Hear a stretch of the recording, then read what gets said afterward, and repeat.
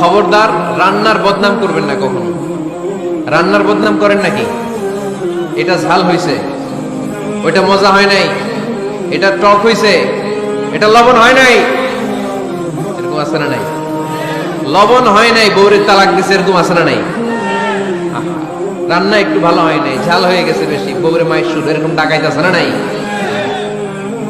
মা আবা রাসূলুল্লাহি সাল্লাল্লাহু আলাইহি ওয়াসাল্লাম তুআমান কদ্দু, আল্লাহর হাবিব সাল্লাল্লাহু আলাইহি ওয়াসাল্লাম কখনো কোন রান্নার বদনাম করতেন না। ইনিশতাহাহু আকালাহু, বুখারীর বর্ণনা। ভাল লাগলে খেতেন, ভাল লাগতেছে আরো খেতেন, আরো খেতেন। ওয়া ইন কারিহাহু তারাকা, ভালো না লাগলে রেখে দিতেন, ওর দিকে তাকাইতেন না। কিন্তু কখনো বলেন নাই লবণ হয় নাই, কখনো বলেন নাই ঝাল বেশি হয়েছে, কখনো বলেন নাই রান্নাটা মজা হয় নাই। সুবহানাল্লাহ পড়বেন না? কি রাসূল ছিলেন আমার।